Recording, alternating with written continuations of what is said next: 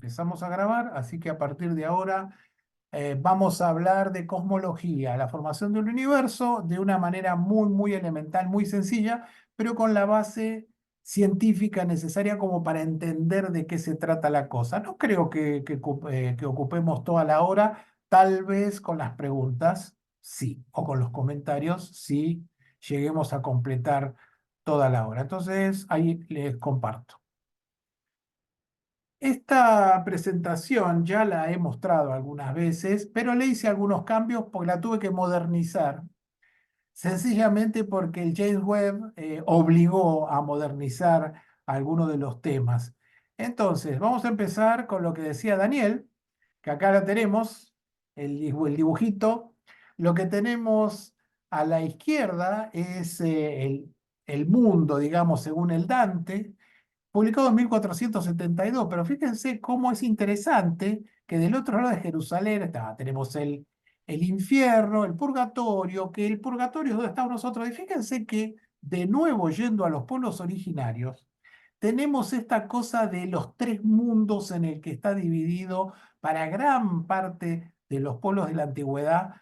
Hablemos de los griegos, hablemos de los hindúes, hablemos de los tehuelches, dividido en tres partes: la parte del infierno, o sea, la parte subterránea, la parte media, que es la donde estamos nosotros los humanos, y la parte alta, que es donde están los dioses. Y fíjense, todos los distintos, la Luna, Mercurio, Venus y así, hasta el primer móvil, que era lo que englobaba todo. Esta era la concepción inicial de cómo era el universo y cómo se había formado. No tenían demasiada idea, y en general las ideas estaban relacionadas con algún dios que había hecho esta obra. El punto es que sin información no se puede hacer nada, y recién hemos tenido información para entender el universo después del 1900. O sea que fíjense que no hace 100 años que empezamos a tener las herramientas básicas para entender el funcionamiento del universo. Por eso, estábamos hablando recién comentaba con Daniel, el punto de que es una ciencia extremadamente joven la cosmología. Por eso hay tantas dudas, hay tantas posibilidades, hay tantos modelos que se van peleando unos con otros. Lo bueno de la investigación científica es que esos modelos va quedando uno que es el mejor, es el que puede explicar más cosas. El Big Bang durante muchos años estuvo explicando gran parte de lo que se veía. Hoy en día hay algunos problemas con la información que nos está dando el James Webb. Pero bueno, eso lo vamos a dejar más para el final, como les decía, para hacerlo sufrir. Lo vamos a dejar un poquito más para el final, lo que está descubriendo el James Webb. Estas son las primeras interpretaciones hindú o del Dante acerca del universo. Tenemos que saltar a principios de 1900 a este señor y a otro que injustamente no puse ninguna imagen, que es Einstein, porque la relatividad la tenemos que utilizar para explicar el universo. Pero Edwin Hubble, ¿qué hizo? Fíjense, me encanta esa foto del medio que está con el telescopio, como se sacaban antes las fotos o los espectros, que era ponerse ahí con el telescopio y con unos sistemas micrométricos ir moviendo la placa para lograr el guiaje, porque el telescopio era muy difícil, no había la tecnología suficiente para un guiaje tan bueno, mecánico o electromecánico, que no existía la electrónica, y entonces hacía manualmente las correcciones para tratar de tener las estrellas realmente bien enfocadas o los espectros bien sacados. Entonces, fue una obra de arte todo lo que hizo este hombre en cuanto a la investigación de las galaxias. ¿Y qué es lo que midió fundamentalmente? ¿Por qué hubo que esperar hasta este momento en realidad? Porque no había tecnología para otra cosa. Recién a principios del siglo XX comienza a haber fotografía, poder registrar objetos débiles, poder sacar espectros, o sea, descomponer la luz de las estrellas o las galaxias. Cuanto más débil es el objeto, más difícil es sacar un espectro. Entonces eso hizo que hubiera que esperar hasta principios de 1900 para que tuviéramos esas herramientas. Fíjense cómo se van dando todas las cosas para que el avance se dé en áreas completamente diferentes. ¿Qué es lo que midió Hubble? Lo que midió Hubble fue el efecto Doppler. ¿Qué es el efecto Doppler? El efecto Doppler es un efecto que es muy fácil de entender en el sonido y es un poco más difícil imaginárselo con la luz. ¿Qué es? Que cuando un objeto se mueve y tiene un sonido, por ejemplo, una ambulancia, cuando se acerca a una persona el sonido es mucho más agudo y cuando se aleja, el que está a la izquierda, el sonido se escucha más grave.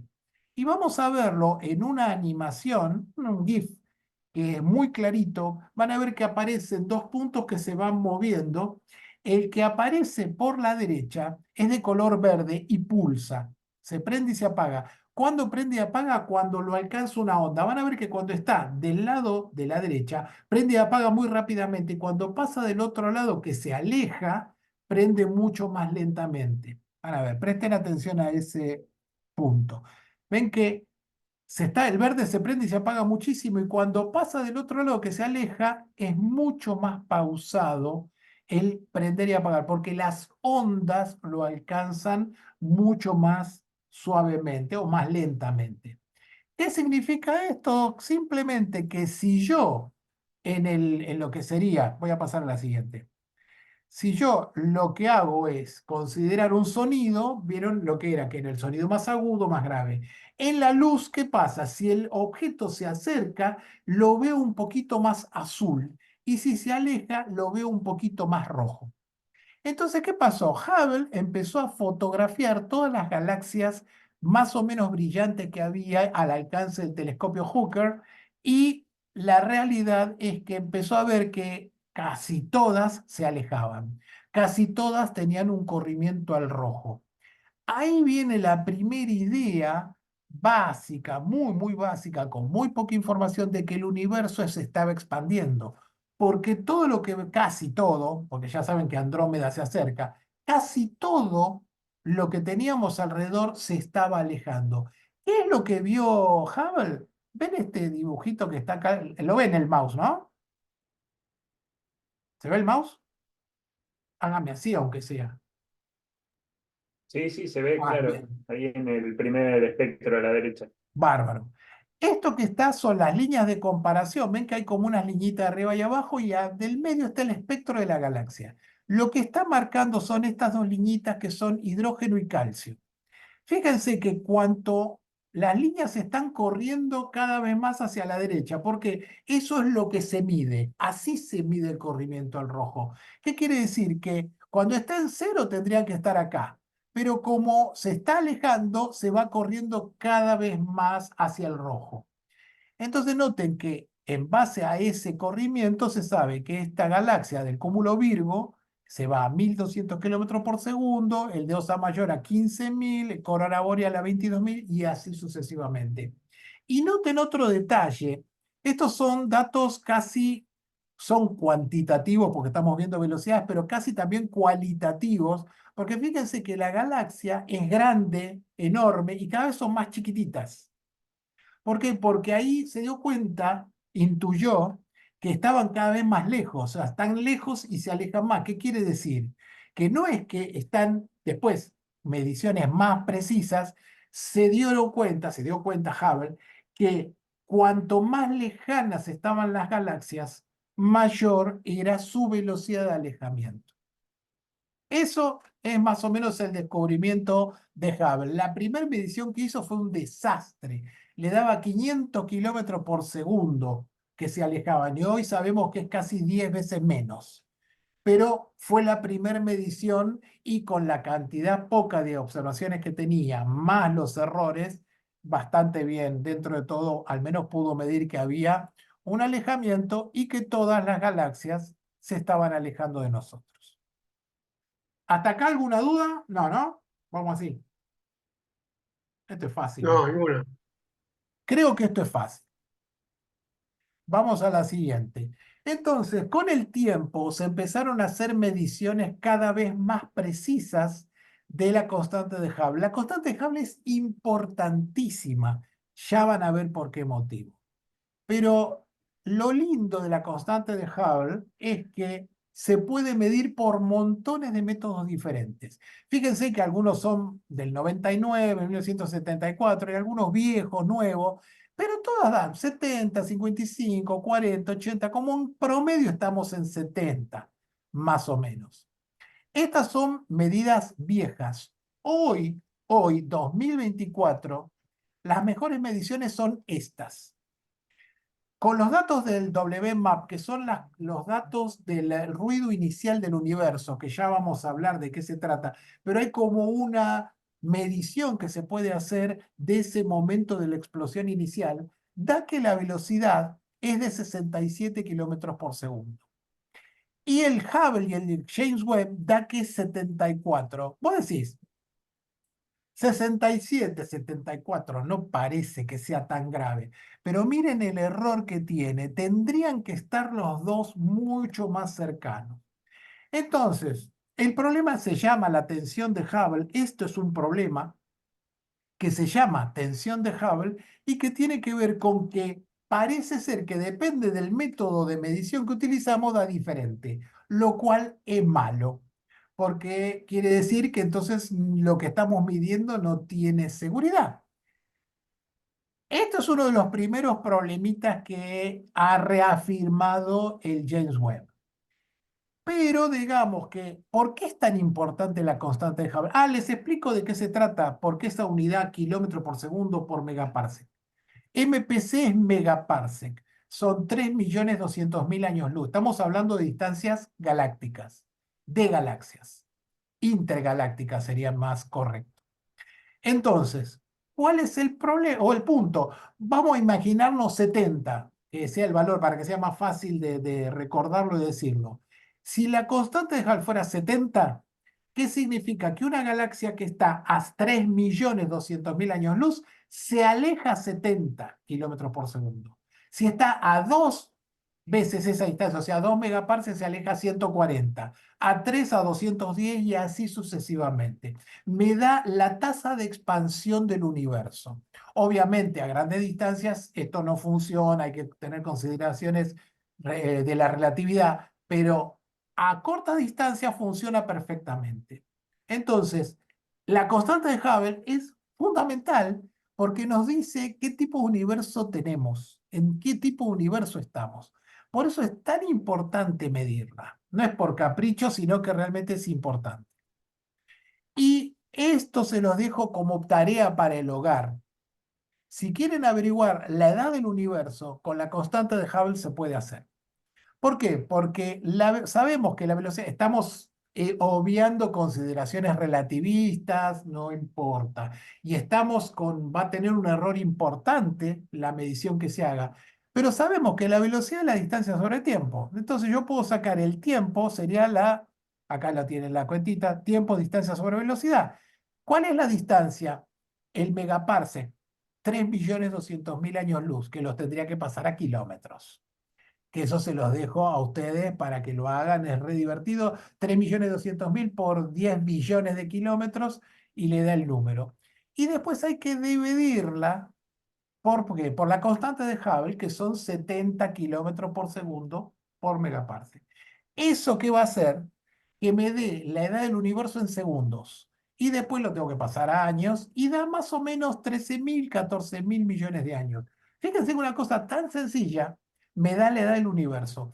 Por eso la constante también es muy importante, porque si yo no conozco bien la edad del universo, no sé nada. Si la constante es muy alta, el universo es muy joven, es más joven. Si la constante es baja, el universo es de mayor edad. Por eso se sabía desde el principio de Hubble, de las primeras mediciones, que esa constante que él había encontrado de 500 era incorrecta porque daba un universo más joven que la Tierra. En ese momento se sabía más o menos la edad de la Tierra. Entonces, fíjense cómo me encanta la astronomía por eso, porque agarras información de allá con la información de allá con la información de allá y sacas una conclusión. Justamente la constante por eso es tan importante. ¿Te volvió? Sí, diga.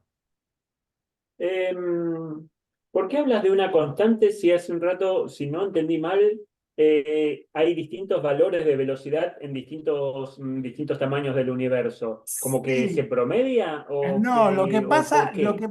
lo que pasa es, está bien la pregunta que estás haciendo, está muy bien, porque en realidad debería ser el mismo valor. Debería ser el mismo valor, por eso es la constante de Hubble. Hay algún problema en nuestra interpretación del universo que hace que según la técnica de medición dé un poco diferente. Igual fíjate que no son muy diferentes. Una da 67, la otra creo que era 74. Por eso más o menos al voleo dije 70. Pero esto es un problema importante que deben resolver los cosmólogos y las nuevas observaciones de por qué motivo según cómo yo lo mido, da valores diferentes, aunque sean levemente diferentes, da valores diferentes. ¿Se ¿No entiende? habrá que cuestionarse por qué es constante de Hubble y no sea una variable más? Lo que pasa es que debería ser constante o tal vez sea variable en el tiempo. Tal vez tenga una pequeña variación en el tiempo, no se sabe. La realidad es que estamos guitarreando. Yo les estoy contando lo que he leído en paper de investigación. Yo no soy especialista en esto, así que les estoy contando cuáles son los inconvenientes. Puede ser que sea variable. Digamos que lo más razonable sería que fuera una constante, más allá de que se va supuestamente acelerando por la energía oscura. Debería ser medianamente equivalente los dos valores. Hay que seguir esperando y seguir haciendo mediciones, no queda otra. Vamos entonces a la siguiente. Y acá tienen los grafiquitos que se hacen re lindos con la velocidad con la que se alejan las galaxias y acá la distancia. En astronomía se usan megaparsec. Cuando estamos hablando de distancias de galaxias, en los trabajos de investigación se usan megaparsec. Es muy raro usar años luz. Entonces fíjense que acá tienen las tres rayitas que representarían una constante de 50, 67 y 100. Y fíjense que las observaciones más o menos se mantienen sobre el 67. El punto es que el James Webb está mirando ahora puntos que están mucho más allá, está mucho más allá, mucho más alejados de 200 megaparsec y da algo que no debería dar. Pero bueno, insisto, hay que seguir esperando mejores y mayor cantidad de observaciones y mejores. Ahora, el punto este, ya vimos de qué se trata la constante de Hubble, cuáles son los inconvenientes de la constante, que como bien dice Dani, capaz que no lo es, por el momento lo es, o se considera que lo es en el modelo cosmológico que se utiliza hoy en día. Ahora el otro punto es, si todos se alejan de nosotros, estamos en el centro. La conclusión más sencilla es esa. Claro, todos se alejan de nosotros porque nosotros estamos en el centro. Pues no, no es así. El modelo del Big Bang es más parecido para entenderlo a un globo inflado. ¿Qué quiere decir? ¿Que nosotros vivimos en un globo? No, no, es un ejemplo sencillo porque para nosotros es más fácil entender las cosas en dos dimensiones. El universo se está expandiendo en tres dimensiones, pero nosotros como estamos metidos en esas tres dimensiones, no nos damos cuenta de la expansión, o la podemos medir, pero no nos damos cuenta en sí de estos cambios, o la curvatura del espacio, no la podemos reconocer porque nuestro cerebro está preparado para reconocer tres dimensiones. Pero si te explico en dos dimensiones, es más fácil entenderlo. O sea, se entiende el concepto, pero no quiero que piensen que el universo es una goma, no, nada que ver. Es simplemente un ejemplo sencillo para tratar de entender por qué nos vemos en el centro del universo. ¿Qué es? Imagínense un globo que tiene pintado puntitos, cada puntito representaría una galaxia, y al irse inflando se alejan todas de todas. No hay un punto central. Cualquiera de ellas es el punto central, porque justamente se están expandiendo y se están alejando todas de todas. Entonces, este es el ejemplo más sencillo y elemental para tratar de entender qué es lo que está pasando. Hubo en su momento distintos modelos del Big Bang. El Big Bang normal, el modelo que está arriba, que es que las cosas, el universo se va expandiendo y la densidad general de todo va bajando, se va poniendo cada vez más, menos denso el universo. Pero en su momento hubo y lo traigo a colación porque es muy importante para el Big Bang, Fred Hoyle, que tenía el modelo de estado estacionario, que es el que está abajo, que es que el universo va creciendo pero no va perdiendo densidad. Sí, ¿cómo puede ser que el universo se haga más grande y siempre está lleno? Es raro. Bueno, él pensaba que se generaba materia de la nada, del vacío se generaba materia. Era su modelo particular y Fred Hoyle fue el que acuñó el nombre Big Bang. Le dijo Big Bang, pero lo hacía de una manera para gastarlos al modelo de la explosión inicial. E inclusive decía, a ver, jamás nunca se vio el ruido ese de la explosión inicial. El ruido de la explosión inicial ya lo vamos a ver de qué se trata. Hay un momento en que el universo debería ser, y sí, bueno, voy a hablar en potencial ahora, debería ser una emisión muy fuerte de energía al principio y no se había observado todavía. Todas estas discusiones son de la década del 50, 57, 60, y en 1965 detectaron ese pico de emisión y Fred Hoyle se tuvo que meter su sistema estacionario en el bolsillo, para decirlo de una manera suave. Y fue un espaldarazo enorme al Big Bang, porque imagínense, mira, yo tengo este modelo de Big Bang, pero debería haber una detección de energía al principio y no se ve. 10 años después se detecta esa energía. Fue súper importante porque es como que tu modelo predijo algo que no se veía y después se empezó a ver. Entonces, por eso tiene tanta fuerza el Big Bang, porque hay un montón de pequeñas cosas que deberían verse en el universo, decir, che, mira, mi modelo es este, se tendría que ver esto, esto y esto. Pues se ve todo eso, listo, ese modelo es muy bueno entonces. Y el estado estacionario, lamentablemente, no explica, por ejemplo, esa energía inicial no la puede explicar, por lo tanto es un modelo incorrecto. De paso, aprovecho para contarles cómo evoluciona la ciencia. Y acá está el otro papá de todo esto, que hay un montón de gente relacionada en el modelo general que hay, el más aceptado del Big Bang, pero esta es la herramienta físico-matemática más importante para explicarlo, que es la relatividad general, que es hijita de Einstein. ¿Qué sucede? La explicación de Einstein es que cuando hay masa hay una curvatura del espacio-tiempo, o sea que el vacío se deforma dependiendo de la cantidad de masa que hay. Y eso, que parece muy raro y que a nosotros nos parece súper antiintuitivo porque nunca viste el espacio moverse o doblarse, pues sucede realmente. Y este es uno de los grandes logros y de los grandes poderes que tiene la relatividad general, porque logra explicar, por ejemplo, la gravedad ya no como una fuerza, sino como una curvatura del espacio-tiempo. Es un cambio de paradigma en cuanto a lo que es Newton y lo que es Einstein en este momento. Y hoy es el más aceptado, y de hecho puede explicar un montón de cosas que se ven en el espacio. Se ha visto, se ha medido, no se ha visto, se ha medido la curvatura del espacio-tiempo con lentes gravitacionales, por ejemplo.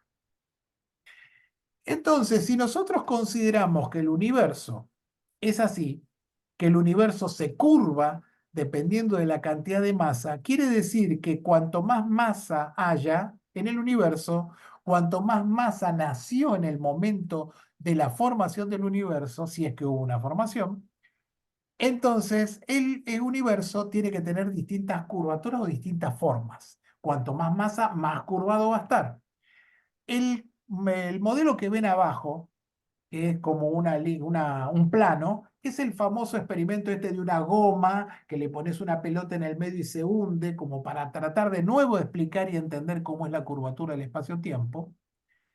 El que está abajo de todo sería un universo sin masa, un universo que no tiene masa y por lo tanto es el espacio-tiempo solo euclidiano, o sea, todo es recto, todo línea, no hay nada más. Sería un universo posible, pero relativamente sin sentido porque no tiene absolutamente nada dentro.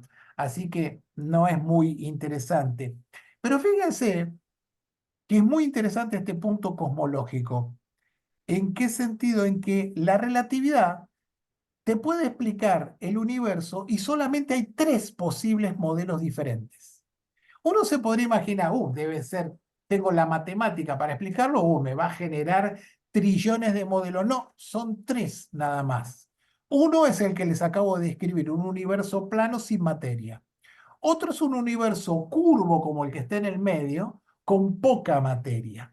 Y si el universo tiene mucha materia, el espacio-tiempo se curva tanto que se vuelve a cerrar y hace un universo que se llama cerrado. Un universo que cuando nace está abajo, imagínense una pelota, que abajo explota, se va expandiendo, luego frena porque tiene mucha materia, el universo se trata de expandir, pero hay mucha masa y lo vuelve hacia atrás y el universo colapsa a un punto inicial que se llama Big Crunch o la gran compresión, depende de cómo lo quieran llamar. Estos son los tres posibles modelos de universo y están graficados acá. Acá ven que el radio del universo, que es, digamos que es un factor de escala, no es un radio esto, pero son las distintas opciones. Hoy estaríamos en este punto, que fíjense que los tres coinciden y es muy difícil saber en qué universo estamos, porque en este momento que estamos midiendo es muy parecido, los tres modelos son muy parecidos. Entonces, más en el futuro, ¿qué sucedería? Con un universo cerrado que con mucha masa colapsaría, llegaría a un tamaño máximo y después colapsaría hasta un Big Crunch. Si no, es un universo plano, es un universo parecido al que está en el medio. Digamos que son los tres, no quiero entrar en detalles, son los tres modelos posibles de universo. Aparentemente el que nosotros estamos es muy parecido al que está por el medio de todo esto, pero hasta no tener mayores mediciones no se puede saber, porque esto podría ser que sea un universo que está por acá abajo y que eventualmente va a colapsar, pero va ahora muy parecido a un universo abierto. ¿Por qué digo abierto cerrado? Porque el universo que está en el medio, que tiene una forma, seguramente lo han visto alguna vez, tiene una forma como una montura de caballo, una silla de montar, entonces se va expandiendo por arriba y no se cierra nunca, o sea, se expande para siempre. El que está arriba es cerrado porque se expande, pero después colapsa a un punto nuevamente. Estos son, insisto, modelos matemáticos basados en la teoría de la relatividad general. Lo que tenemos que ver ahora es qué universo es el que realmente representa lo que nosotros estamos viendo y estamos viviendo. Pero también es interesante el hecho de que hay infinitas posibilidades de universos, dependiendo de la cantidad de masa que tuviera, y esto se relaciona con una cosa que en este momento es ciencia ficción, que son los multiversos, que sería que dependiendo de las condiciones iniciales, nacerían infinitas posibilidades de universos diferentes. Por el momento nos quedamos ahí porque ya más allá estamos entrando en el reino de la ciencia ficción. Después, ¿por qué las galaxias, hay galaxias que se acercan? Esto ya lo hemos hablado, pero para los que lo ven por primera vez, les explico más o menos de qué se trata. Primero y fundamental, para entenderlo tienen que pensar que lo que se está expandiendo es el vacío, el espacio-tiempo, y que arrastra las galaxias. No son las galaxias, no es una explosión como uno se le imagina que tiró un cohete ahí, explotó y salieron las esquirlas volando, ya, no es así. Lo que explotó fue el vacío, lo que contiene el universo, y las galaxias se ven obligadas a expandirse con esa velocidad con la constante de Hubble. Lo importante es que como las galaxias tienen masa, tienen gravedad, entonces se van relacionando entre ellas, van creciendo, pero van siendo arrastradas por la expansión del universo. Cuando las galaxias están cerca, ¿se acuerda que les decía, inventamos el número promedio 70? Si está a 3 millones de años luz, 3 millones y pico, 1 millón, 2 millones como Andrómeda, la velocidad de expansión es chica, es del orden, ponerle a la distancia de Andrómeda, será del orden de los 50 kilómetros por segundo. Entonces, la atracción entre Andrómeda y la Vía Láctea es tan fuerte que supera a la expansión y la galaxia se está acercando. Hay una relación gravitacional que supera la expansión de un universo.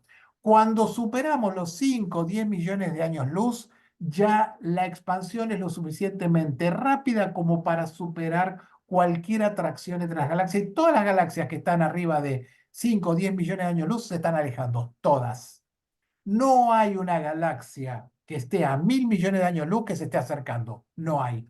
Porque la velocidad de expansión es tan alta que supera cualquier posibilidad de atracción entre ellas. ¿Se entiende? ¿Se entendió? Hoy estoy más Sí, guitarrero que lo habitual, así que no sé si esto se está entendiendo. Si Roberto me contestó, ¿sí? sí, no, Sí, hasta ahí está escúchame. claro. Lo tomo a Ya, Roberto de referencia. no, pero pará, Perfecto, una Claudio, se pregunta. escucha muy bien, se entiende muy bien. Perfecto. Escúchame, una Yo Sí, tengo pregunta. una preguntita, yo tengo una preguntita. bueno, ojalá que la sepa responder. Dale.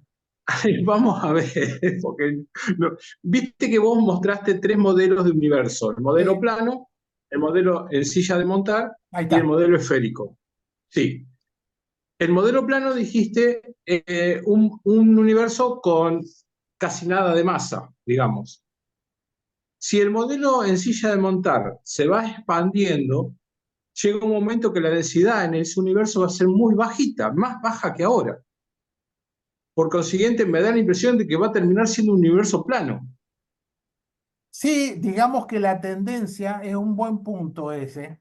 La tendencia es que como la densidad obviamente no va a ser plano nunca porque siempre hay algo, pero la Claro, tendencia en tiempos infinitos sería que tendería a la planitud completa. O sea que si estamos en un universo abierto, en expansión y acelerada como aparentemente está sucediendo por la energía oscura, tenderíamos a un universo bastante aburrido donde las cosas, las reacciones serían cada vez más básicas, los objetos tenderían por entropía, bueno, no quiero entrar en esos detalles, pero digamos que el universo tendería a ser más aburrido cada vez, habría claro, menos contacto e inclusive las galaxias estarían cada vez más aisladas. Llegaría un momento que esto algo lo comentó Daniel el lunes pasado, que el universo tendría a ser algo bastante aburrido en ese sentido. Tendríamos muy poco contacto con otras cosas y llegaría un momento que perderíamos completamente el contacto con otros objetos del universo. Así que sí, es correcto lo que decís. La muerte bien, térmica del universo. Sería la muerte técnica del universo, exactamente. Tendría una tendencia a irse enfriando cada vez más y ahora el nivel tendería al cero absoluto. O sea, en este momento la temperatura del universo promedio es 2,7 Kelvin. Y eso iría cada vez bajando más, aproximándose cada vez más, si hablamos matemáticamente, asintóticamente, se aproximaría al cero. Sería cada vez más parecido al cero. En cambio, Ahora, el otra universo, gracias, pregunta. perdón. gracias Otra Claudio. pregunta. Ok. En cambio, el Una- universo cerrado lo que haría es que sería como un universo reciclado. Lo cual, por el momento, las observaciones no son muy interesantes en ese sentido, pero explicaría muchas cosas. Por ejemplo, podríamos pensar que un universo que no dependeríamos de qué había antes. Antes sería un universo que se estaba contrayendo y rebotaría en el universo que tenemos hoy en día y el universo así sería cada vez extendiendo en el infinito del tiempo, pero las observaciones no van mucho por ese lado. Entonces, como os dije, la cosmología, por eso no me gusta la cosmología, porque hay mucha guitarra todavía, porque hay poca información. Guitarra estoy diciéndolo bien, o sea, hay poca información, entonces hay muchas opciones en cuanto a lo que puede llegar a ser. Tenemos el comienzo de un universo que podemos poner a Dios, o podemos poner universos infinitos, o podemos poner un montón de cosas para tratar de explicar lo que se ve. Entonces, ese es el momento en que la ciencia empieza a ser agua porque no hay información. Realmente no hay información. Repito, porque es una ciencia de 100 años, 110 años tiene nada más, no es nada. Entonces, falta muchísima información. Para colmo, la información que requerimos está del otro lado, está muy lejos y recién ahora estamos teniendo algo de información con el James Webb, por ejemplo. Por eso el James Ahora, Webb está Claudio, haciendo un dolor de cabeza, porque está teniendo información que Igualmente, no se adapta a todo esto. Sí, igualmente estamos partiendo de una base de que la física en todo el universo es tal cual la conocemos nosotros y tal vez solo tal vez, digo, entre tantas variables que decís vos que puede haber, a lo mejor no toda la física se comporta igual a grandes distancias, empiezan a jugar otras cosas que no conocemos, Sí, que es mucho sería para analizarlo horrible. desde aquí, ¿no? Sería horrible, pero sería posible. De hecho, la base de la cosmología es considerar que el universo es isótropo, o sea, es igual en todas partes, tiene las mismas leyes físicas. Digamos que inclusive puede suceder que a estos niveles las constantes que nosotros consideramos constantes no lo son. La luz, por ejemplo, podría no ser una velocidad constante en tiempos cosmológicos. Entonces, capaz que la luz se movía a una determinada velocidad al principio y hoy es otra, pero mínima diferencia podría empezar a corregir un montón de cosas que no vemos. Pero ¿cuál es el problema? No podemos guitarrear porque no sabemos si es ese. O sea, a ver, voy a empezar, lo voy a decir de otra manera. Lo que vemos, las fallas que vemos en la explicación del universo se pueden explicar de muchas maneras. Cambios en la constante gravitacional, cambios en la velocidad de la luz, pero no podemos hacer ni esas correcciones. ¿Por qué? Porque no sabemos si realmente ese es el problema. Por eso requiere más observaciones y que digan, sí, mira, el problema es este, o capaz que hay que modificar una parte del Big Bang, también es posible. Funciona muy bien en un montón de cosas, lo cual hace pensar que en realidad va a haber que aplicar pequeñas correcciones. O sea, no es que el Big Bang hay que tirarlo a la basura y empezar de nuevo, porque tiene un montón de cosas atrás que funcionan y sutilezas que normalmente no se ven, qué sé yo, la curva de luz de las supernovas, por ejemplo, se ve expandida en el tiempo cuando vos mirás muy lejos, lo cual está correspondiéndose con la relatividad. O sea, hay un montón de pequeños detalles que hacen que esto funcione. Entonces, insisto, hay que esperar. Yo lo que estoy mostrando es un panorama general, pero hay que esperar más y mejores observaciones. Bueno, Claudio, Sí, las galaxias más alejadas se podrían acercar, como cuanto más alejadas, más rápido se desplazan. ¿Podría sí. acercarse a la velocidad de la luz? Sí, es que justamente tienden a ir a la velocidad de la luz. La tendencia es que irían cada vez más cerca de la velocidad de la luz y por eso tenemos un límite en el cual podemos ver información. Porque cuanto más se van yendo los objetos cerca de la velocidad de la luz, menos información nos viene a nosotros. Y está muy corrida al rojo, entonces se va a niveles de energía que casi son indetectables para nosotros. Imagínate que la luz roja tiene mucha menos energía que la luz azul. Entonces, cuanto más al rojo, infrarrojo, ondas de radio se va yendo, cada vez menos energía y más difícil es detectarlo para nuestra tecnología. Entonces llega un momento que las galaxias dejan de ser visibles simplemente porque no las podemos detectar. Emiten un nivel de energía extremadamente bajo. Claro, está bien. Como ven, es un tema bastante complejo. Acá este grafiquito me Un gustó. poco, perdón, Sí, déjame un puntito más en el tema anterior antes de pasar sí, al dale, otro. dale. Seguramente por eso es que decimos que el universo tiene 13.800 millones de años, porque hasta ahí, hasta donde podemos ver. Seguramente si hay algo más allá, es como vos decís, está tan lejos que se está expandiendo a más velocidad que la luz, entonces la luz no nos llega a donde podemos observar hoy. Sí, en Y realidad bueno, y eso es una mezcla de es, cosas, porque en realidad todavía no hay luz que nos está llegando. El universo en un principio aparentemente se expandió muy rápidamente, muy rápidamente, lo que se llama inflación. Ahora vamos a hablar un ratito de la inflación. Entonces, hay un montón de galaxias que están mucho más allá y que nosotros no podemos ver y seguramente nunca vamos a poder ver. De hecho, no sabemos exactamente cuál es el tamaño del universo real. Hay un universo que es el que vemos, que es el que está tardando el tiempo que tarda la luz en llegar hasta nosotros, pero esas galaxias se están expandiendo y están mucho más allá. Hoy en día real está mucho más allá. Entonces, es complejo. Bien, insisto, si quieren dar alguna opinión o comentar algo, abran el audio y denle para adelante. Acá tienen algo de los gráficos de los tiempos, en realidad, desde el Big Bang. La teoría del Big Bang no predice todo menos el Big Bang. O sea, ¿qué quiere decir esto? Que no sabemos si realmente explotó. Las leyes físicas dejan de funcionar al tiempo cero.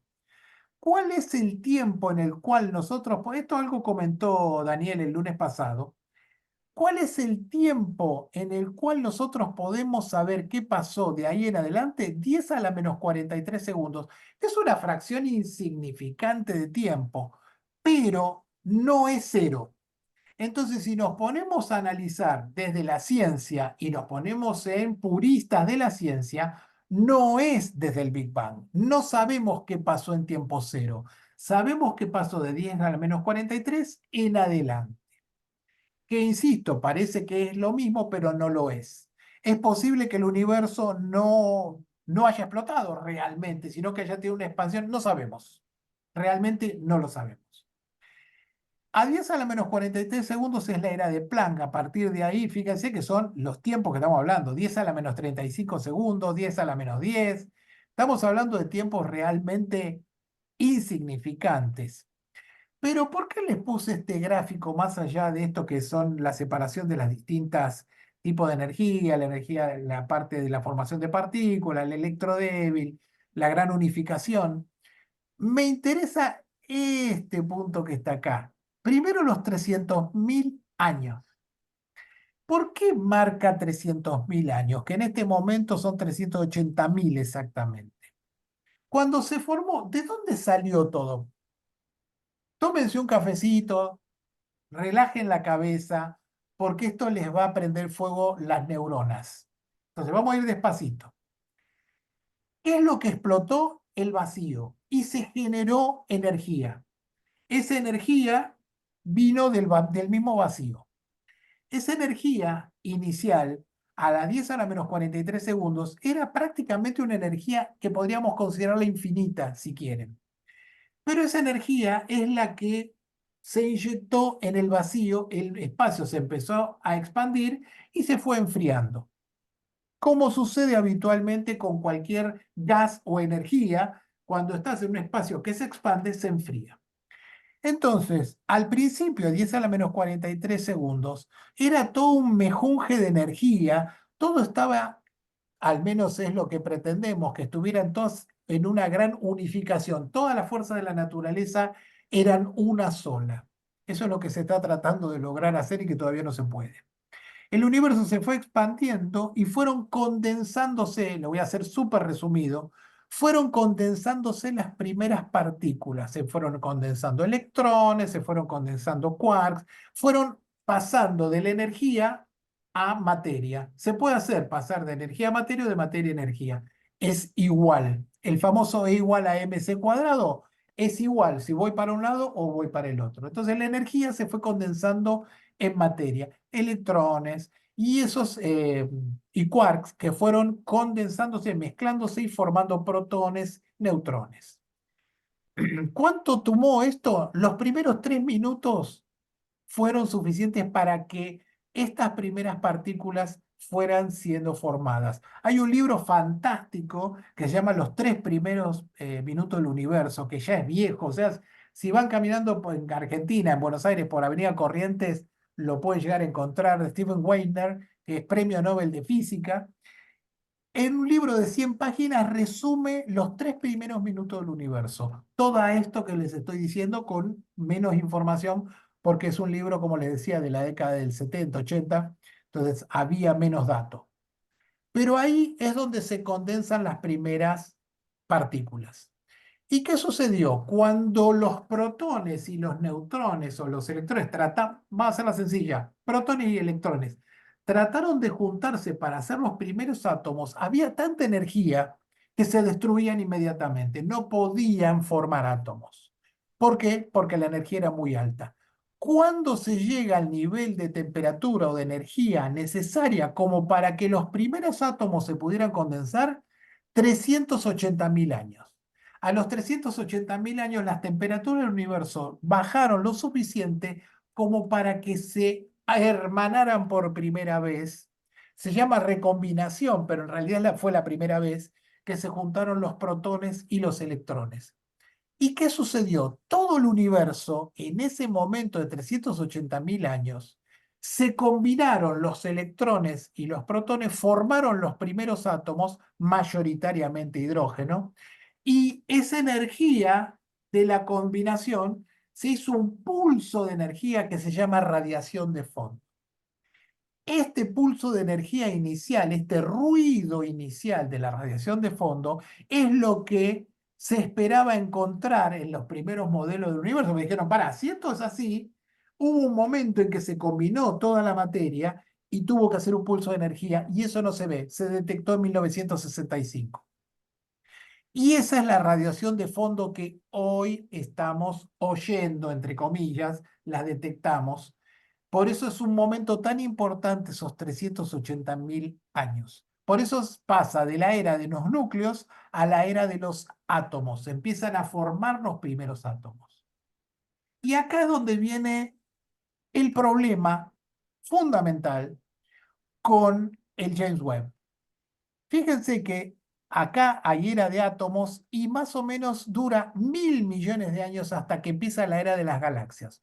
O sea que se creía, con el modelo tradicional, que de esos primeros 300.000 años, cuando se formaron los primeros átomos, empezaron a nacer estrellas, a combinarse todo esto. ¿Qué sucedió? Se calculó más o menos un objeto del tamaño de una galaxia, cuánto tardaría en formarse.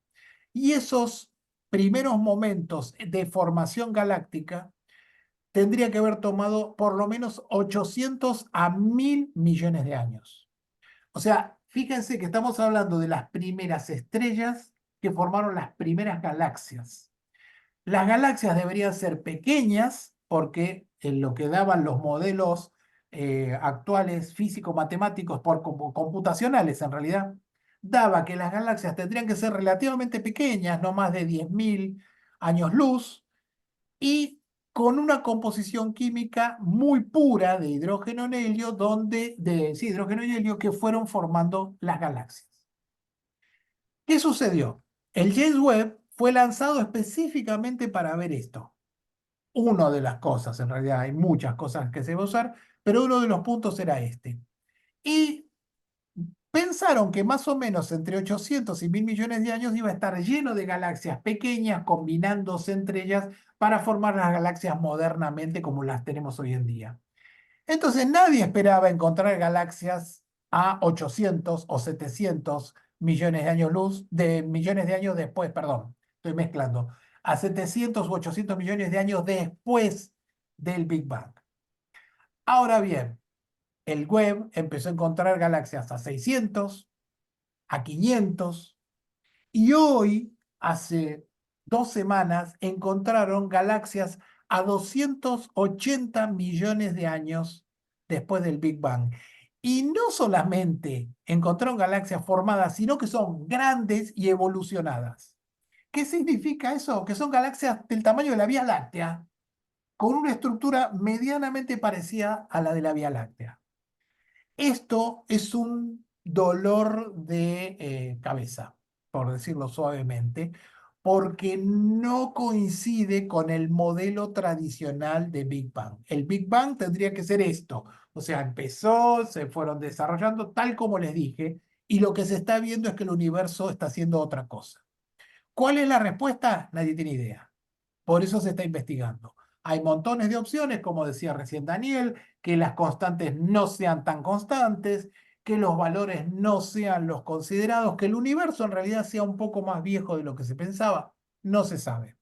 Hay que esperar más y mejores observaciones para delimitar cuál es el problema. Pero este gráfico me pareció genial para poder explicarles de qué se trata todo esto, por qué es tan grave lo que se está encontrando. Grave. Hay que ajustar el modelo. De alguna manera hay que ajustar el modelo. Opiniones, se escuchan opiniones, se escuchan comentarios.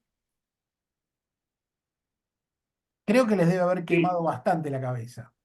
Sí, no, sin duda que es complejo entender todo todo el fenómeno, todo el proceso, toda la teoría completa del Big Bang y por eso es tan difícil asumir todo y entender todos los mecanismos, cómo funcionan, pero está muy clara cómo explicaste las contradicciones en las que nos sitúa hoy esos descubrimientos actuales, las contradicciones que se plantean, ¿no? Eso está muy bueno, aunque no entendamos del todo toda la teoría o todo el modelo del Big Bang, no me gusta decir teoría, hay que decir modelo, que Es es un la modelo, en palabra más realidad es un apropiada, modelo.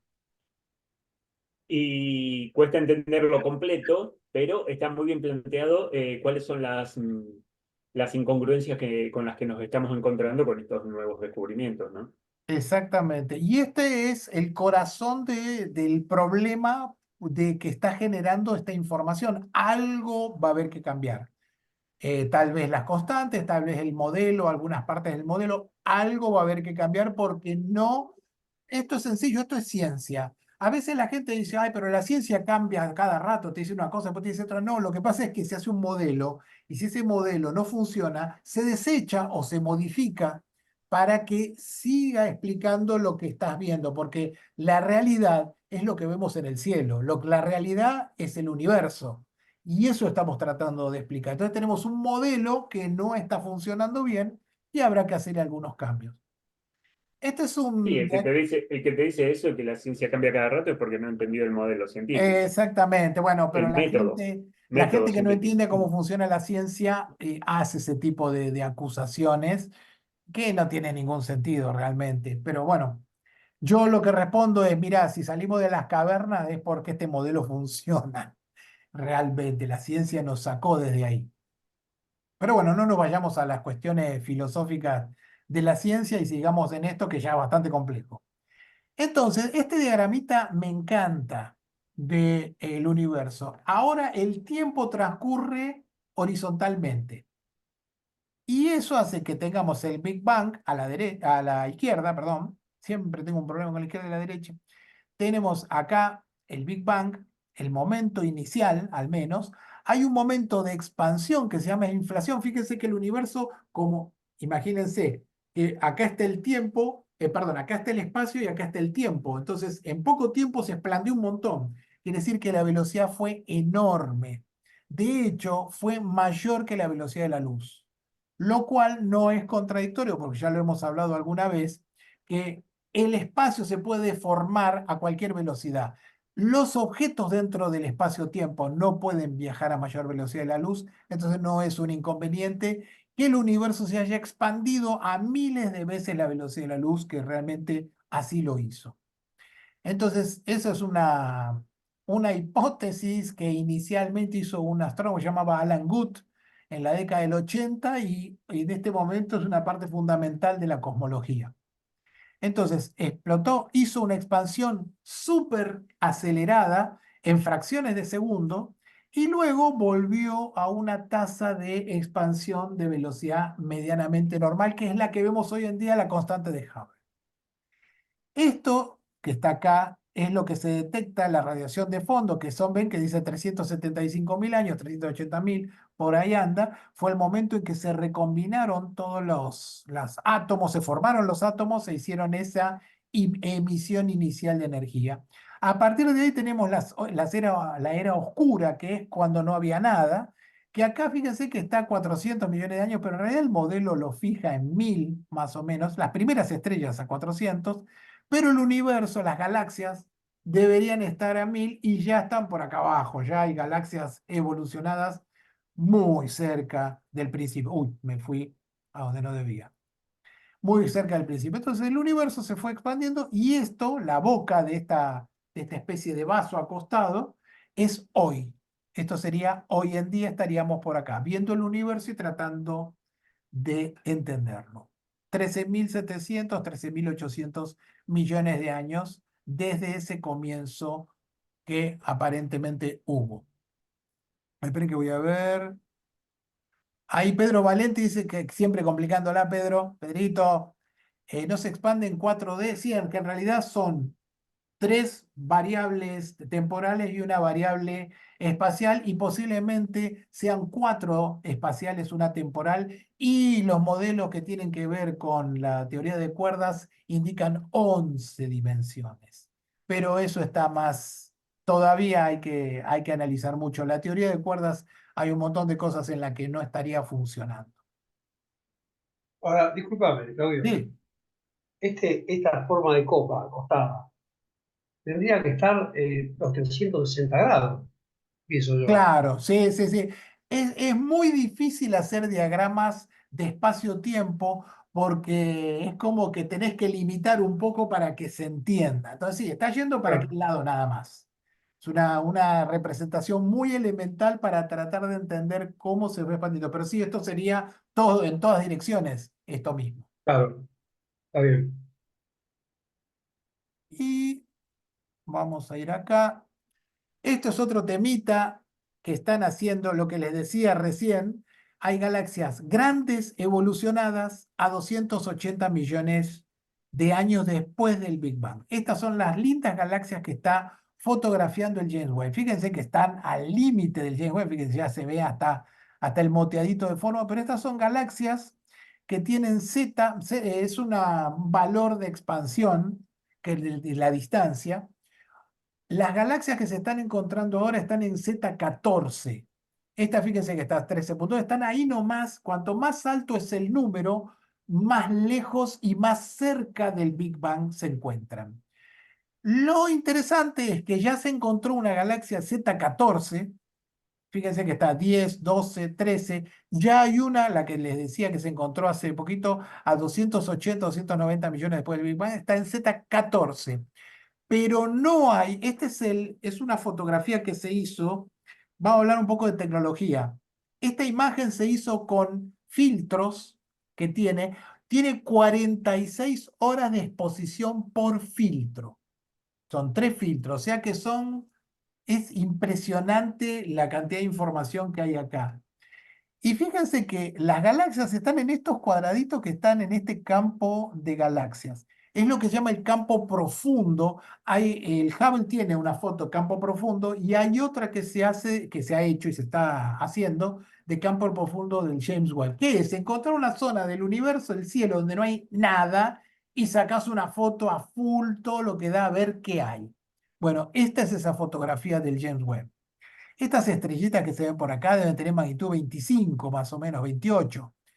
Los objetos más débiles que hay acá son de magnitud 31. O sea, les digo para los que sepan de magnitudes y de fotografía, para que se den cuenta el logro que es esto. Estamos hablando de objetos de magnitud 31 con 46 horas de exposición por filtro. Y lo que se obtuvo es esto. Y lo interesante del paper es que dice que no hay en el campo profundo objetos más allá de Z15. O sea que estamos teniendo un límite, no es que vamos a seguir encontrando galaxias más cerca del Big Bang. Ya más allá de Z15 no hay, lo cual es bueno.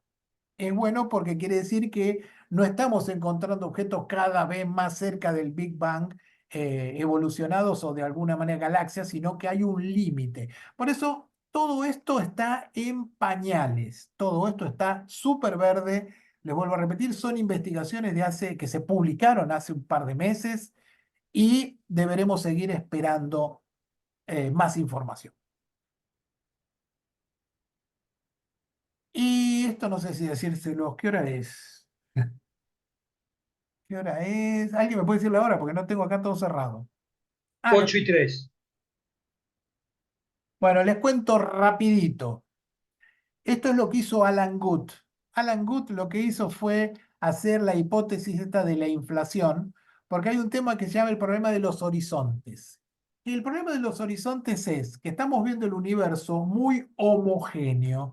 Esa radiación de fondo, ese ruido inicial, que así se llama incorrectamente, de la explosión inicial de los 380.000 años, es muy homogénea. Y no debería ser así porque la luz no tuvo tiempo de llegar a todas partes como para que todo el universo sea tan homogéneo. Entonces a Alan Guth se le ocurrió y se expandió muy rápidamente, quiere decir que estaba todo muy junto inicialmente, hubo tiempo de que se coordinaran todas las temperaturas y después se expandió. Y ahora lo vemos como que está todo muy lejos, pero está todo muy coordinado. No debería ser tan homogéneo el universo. Y eso que fue una idea loca que se le ocurrió a Guth, explicó otros problemas. La planitud no vamos a entrar en detalles, pero la generación de estructuras, o sea que el universo había variaciones cuánticas al principio, microscópicas, atómicas, y que se expandieron tanto que dieron el comienzo a las semillas iniciales de las galaxias o de la condensación de galaxias. O sea que explica un montón de cosas esto que tiene que ver con la expansión acelerada, la inflación. No vamos a entrar en más detalles.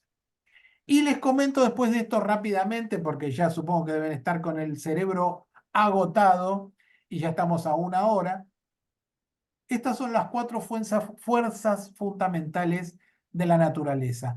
Hasta ahora no se han encontrado más que estas 4 fuerzas que regulan absolutamente todo lo que vemos. El electromagnetismo, la interacción débil, la interacción fuerte y la gravitación. La gravitación es la única que es a larga distancia. Las otras son fuerzas que son relativamente cortas. El electromagnetismo puede llegar a tener un tamaño importante, pero las otras son atómicas. La interacción débil y la interacción fuerte son atómicas. Entonces, lo que está tratando de hacer la cosmología desde Einstein hasta hoy es unificar todas estas 4 fuerzas en una sola. Y hasta ahora no se ha podido. Se han unificado varias, por ejemplo, el electromagnetismo, de hecho son 2 fuerzas, la eléctrica y la magnética, que se unificaron ya desde 1800, pero las otras se resisten. Hay una unificación entre la débil y el electromagnetismo, una muy mal hecha entre la fuerza y las otras 2, pero la gravitación no hay manera, no hay forma de coordinar la gravitación con las otras 3. No hay manera. Fundamentalmente porque unas tienen matemáticas muy diferentes. Físicamente y matemáticamente son extremadamente diferentes. Entonces, es muy difícil coordinarla. De hecho, la interacción, para los que no sepan nada, no escuchen nada de lo que voy a decir. Las fuerzas que tienen que ver con la interacción fuerte y la débil son cuánticas. Son fuerzas, son interacciones cuánticas que tienen que ver con matemática estadística. La gravitación es geométrica, tiene más que ver con la geometría. Entonces, por eso son 2 edificios matemáticos tan diferentes que hasta ahora a nadie se le ocurrió la manera de unificarlas en una sola. Hubo un intento muy interesante, que fue la teoría de cuerdas, que dijo que la idea fundamental, y no vamos a entrar en detalles, es decir, bueno, a ver, ¿y si las partículas que son cuánticas las tenemos como si fueran pequeñas cuerdas vibrantes? Ya estaríamos explicando cuerdas, o sea, hilos vibrantes, es geométrico, podríamos llegar a unificarla con la gravitación, que es geométrica, y es la teoría de cuerdas, pero por el momento no está resultando interesante en cuanto a obtención de resultados, o de última, lo que predice son infinitos resultados diferentes, y una teoría que te predice infinitas cosas no predice nada. O sea, lamentablemente, uno le parece, oh, guau, qué bueno, mira, predice infinitas cosas, sí, pero no predice nada. Algo que predice de esa forma. Entonces estamos todavía en veremos con una teoría que unifique todas las fuerzas y que pueda explicar el universo de una manera interesante con una sola ecuación. Bueno, no vamos a entrar en estas cosas porque le va a doler el dolor de cabeza. Simplemente era el tema que por suerte ya algo lo trató Dani en la anterior, en el lunes pasado, que tiene que ver con que se ha detectado energía oscura, se ha detectado materia oscura, energía oscura, y que aparentemente es gran parte del universo, lo cual significa que capaz que todo esto es puro desconocimiento, o no lo sabemos, pero si hoy tomamos lo que sabemos del universo, está hecho así. Hay la materia que nosotros conocemos y la energía tradicional, o sea, la materia bariónica es 4,6%, o sea que sabemos menos del 5% de lo que hay. Y el resto no tenemos mucha idea de qué se trata. Entonces nos falta muchísimo todavía para entender, pero el James Webb lo que está haciendo es, bueno, esto ya no es promoción. El James Webb lo que está haciendo es justamente darnos información súper importante para mejorar los modelos que tenemos del universo. Y por el momento es todo lo que hay. Lamento no darles buenas noticias, hasta acá llegamos. No sé, ¿quieren comentar alguien algo? Si no, los despido. Daniel está re tranquilo, ¿viste? No quiere meter porque sabe que habla y se va a armar un despelote y vamos a estar hasta las 12 de la noche. Entonces se porta bien y no dice nada. ¿Cierto, no? Buenas noches, gracias Claudio. No, me pareció muy oportuno que mostraras que te has puesto al hombro los pilares de la creación. Para esta Ah, charla, sí, por favor. estupendo, estupendo el fondo. Gracias. Sí, no, la verdad que Gracias. aparte es del Telescopio Espacial Hubble, de la ESA, así que estamos en tema. Perfecto, Bueno, perfecto, no sé si gracias. quieren comentar alguna cosa, si no, vamos cortando, en un ratito lo estaría subiendo al canal. Espero no haberlos vuelto demasiado locos ni haberlos confundido demasiado. Para los que sepan más, yo creo que le ha sido más útil, pero a los que recién empezaron, porque son temas medianamente complejos. Son temas que, por eso, insisto, por eso no me gustan mucho estos temas, porque hay mucha guitarra que se puede decir mil cosas. Empezamos a casi en temas filosóficos, en temas de creencias, en temas de física desconocida. Por eso mucho que digamos no me agrada la cosmología, pero sé que son temas súper apasionantes para la mayoría. Bueno, como no abren ni siquiera dicen nada, supongo que estarán contentos, yo estará todo bien. Ahí Liliana dice muchas gracias. Bueno, Estuvo muy ay, bueno, Claudio, ¿eh? por fin lo vemos a Muchas gracias, muy Pedro. buena la charla. Bueno, Muchas gracias. me alegro que les haya gustado.